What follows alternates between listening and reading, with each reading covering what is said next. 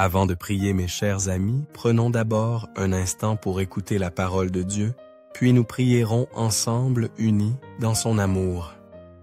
Certains d'entre nous, Seigneur, marchent avec toi depuis de nombreuses années à travers les saisons de joie et de chagrin, les moments de grande foi et ceux de doutes douloureux.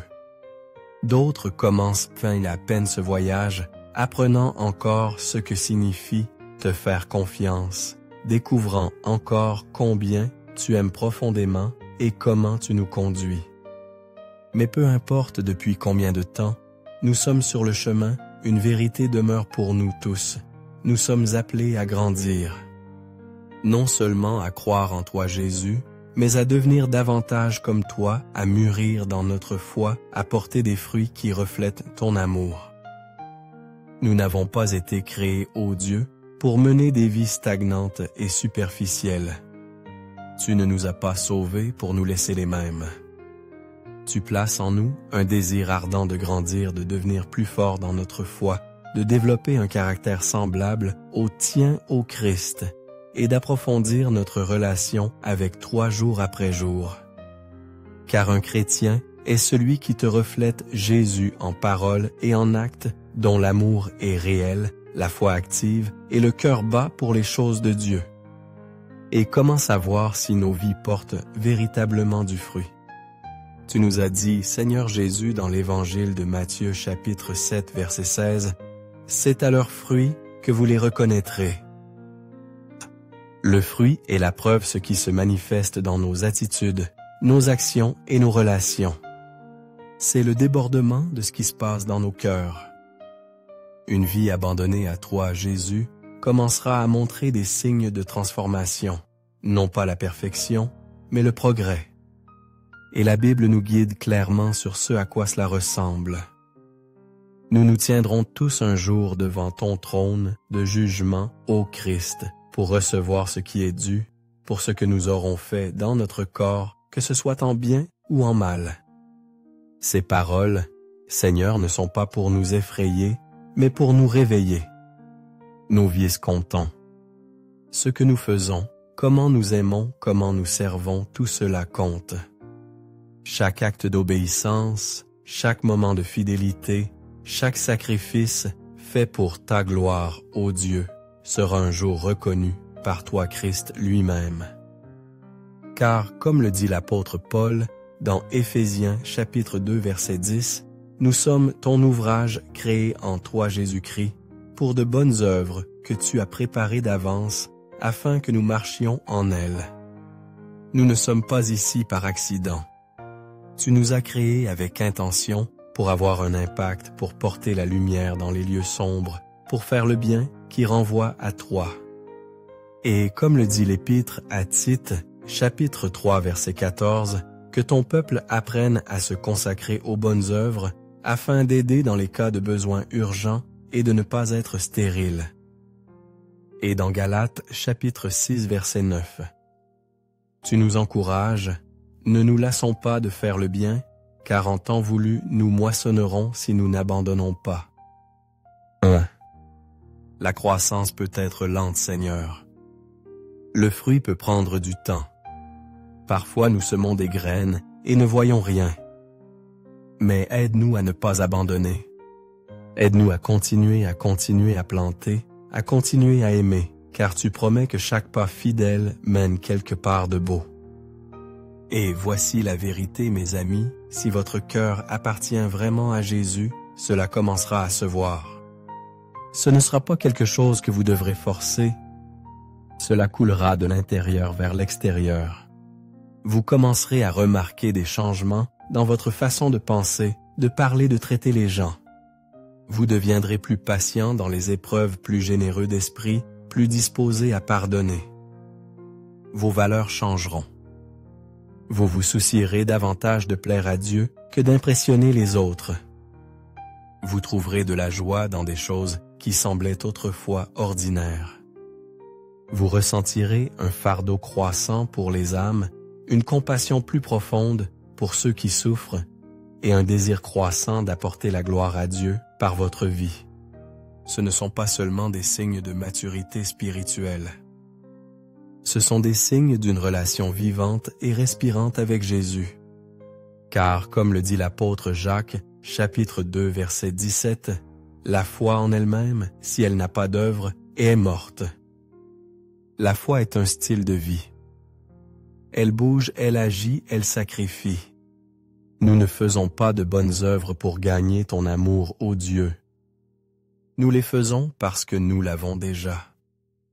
Parce que ta grâce nous change.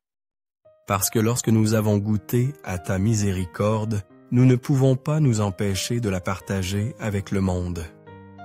Comme le dit l'apôtre Jean dans sa première épître, chapitre 4, verset 19, « Nous aimons parce qu'il nous a aimés le premier. » Cet amour, ton amour, Seigneur, c'est le carburant de tout. C'est ce qui nous réveille avec un but et nous envoie dans le monde avec compassion. C'est ce qui nous rend efficaces, non pas notre talent, non pas nos connaissances, mais notre abandon à toi. Alors continuons à nous présenter devant toi, Seigneur, à aimer bien, à chercher la vérité, à faire la prochaine bonne chose. Et ayons confiance qu'en marchant avec toi, tu nous transformes de plus en plus à l'image de ton Fils. C'est cela vivre une vie qui compte. C'est cela être efficace dans ton royaume. Non pas parfait, mais fidèle. Non pas autosuffisant, mais conduit par l'Esprit. Non pas cherchant les applaudissements, mais vivant pour ta gloire. Et cela est plus que suffisant. Maintenant, prions, en ce blé. Mon Père céleste, je te remercie de m'avoir sauvé de t'être penché dans la brisure de ce monde pour secourir mon âme. Merci d'avoir envoyé ton Fils unique, Jésus, pour prendre ma place, porter mes péchés et échanger ma culpabilité contre ta grâce, ma honte contre ta miséricorde et ma mort contre la vie éternelle. Tu m'as vu dans les ténèbres et tu ne t'es pas détourné. Au contraire, tu m'as appelé hors de ce lieu. Tu m'as relevé de la confusion, de la peur et du désespoir. Et tu m'as amené dans la lumière de ton amour, un amour qui ne faillit jamais, n'abandonne jamais et ne lâche jamais. Grâce à toi, je marche maintenant dans la liberté du pardon, dans la paix de la rédemption et dans l'espérance d'un avenir qui est entre tes mains. Tu m'as donné un cœur nouveau, un cœur qui aspire à te connaître davantage, qui bat avec le désir de t'honorer et qui est animé par une faim de te servir. Seigneur, aide-moi, je t'en prie à vivre une vie qui reflète la profondeur de ta grâce. Ne me laisse pas gaspiller ce don précieux que tu m'as fait. Que chaque souffle soit une offrande, chaque pas un témoignage, chaque choix un reflet de ta gloire. Jésus, je t'invite dans chaque pièce de ma vie. Mes pensées, mes désirs, mes plans, mes peurs, mes relations, mon travail, mon repos et même les endroits que j'ai tendance à cacher. Rien ne t'est interdit. Viens et règne dans chaque recoin. Guide-moi dans chaque décision et rends mon cœur sensible à ta voix. Enseigne-moi comment être une bénédiction pour les autres, non seulement quand c'est pratique, mais même quand c'est difficile. Utilise-moi pour tes desseins, peu importe leur grandeur ou leur petitesse, qu'ils soient vus par beaucoup ou connus seulement de toi. Tu me vois clairement, Seigneur. Rien ne t'est caché. Tu connais mes forces et mes faiblesses. Tu sais où je trébuche. Tu connais les doutes qui parfois obscurcissent ma foi et les peurs qui tirent doucement sur mon cœur. Mais même dans ces lieux fragiles, tu m'aimes, tu ne te retires jamais. Au contraire, tu te rapproches, tu me tiens, tu me rappelles que je suis à toi. Alors aide-moi à te faire confiance, non seulement quand je comprends, mais surtout quand je ne comprends pas. Que ton Esprit Saint guide mes actions, façonne mes motifs et influence chaque parole qui sort de ma bouche. Laisse le fruit de ton esprit grandir richement en moi. Comme tu l'as dit dans l'Évangile de Jean chapitre 15, verset 5, « Je suis la vigne, vous êtes les sarments. Si vous demeurez en moi et que je demeure en vous, vous porterez beaucoup de fruits. car sans moi vous ne pouvez rien faire. Seigneur, je prends ces paroles à cœur. Je ne veux pas vivre déconnecté de toi. Je ne veux pas courir après des rêves qui me laissent vide. Je veux demeurer en toi. Je veux que mes racines s'enfoncent profondément dans ta vérité, et je veux que le fruit de ma vie soit la preuve de notre connexion. Car sans toi, je suis sec, fragile et stérile. Mais avec toi, je peux grandir en tout ce que tu m'as créé pour être. Bien que je puisse planter et arroser, c'est toi qui fais croître. Tu es le jardinier de mon âme. Et même si tu n'as pas besoin de moi, tu choisis quand même de m'utiliser. Je suis si reconnaissant que tu m'aies inscrit dans ton histoire. Tu m'as donné une place dans ton royaume, un rôle dans ta mission et un appel qui compte pour l'éternité. Seigneur, j'aspire au jour où je me tiendrai devant toi et où je t'entendrai dire « C'est bien bon et fidèle serviteur ». Alors éveille-moi, Seigneur. Sors-moi de toute torpeur spirituelle. Secoue toute apathie ou complaisance. Ne me laisse pas vivre ma vie sans passion.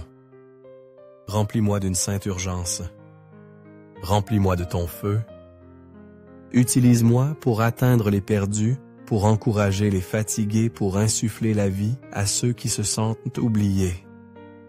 Fais de moi un vase de ta miséricorde. Fais de moi un instrument de ta paix. Laisse le pardon couler à travers moi comme une eau vive lavant ceux qui souffrent et sont accablés par la douleur. Façonne-moi, Père. Je m'abandonne entre tes mains comme l'argile au potier. Brise-moi si tu le dois, mais refais-moi pour ta gloire. Adoucis les aspérités. Coupe ce qui n'a pas sa place. Modèle-moi en un serviteur qui reflète l'amour et l'humilité de Jésus.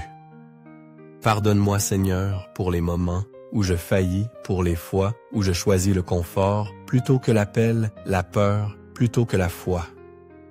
Mais même dans mon échec, je sais que ta grâce est plus profonde. Lave-moi et purifie-moi et donne-moi la sagesse de te mettre en premier dans chaque domaine de ma vie. Et quand les épreuves viendront, je me souviendrai que tu me purifies et non que tu me punis.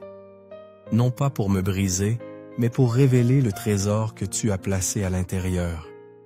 Aide-moi à endurer avec espérance, à faire confiance avec persévérance et à traverser les vallées avec la certitude que tu es à mes côtés. Merci de m'aimer au plus faible de moi-même et de me rapprocher de toi à chaque pas. Merci de m'enseigner patiemment, même quand je résiste. Et merci de me donner un but au-delà de moi-même. Je demande tout cela au nom qui est au-dessus de tout nom, celui de Jésus-Christ.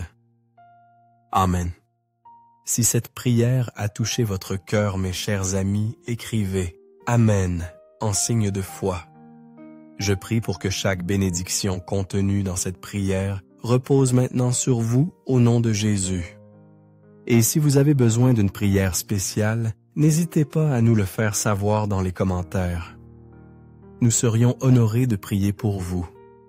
Que la grâce et la paix de notre Seigneur Jésus-Christ soient avec vous toujours.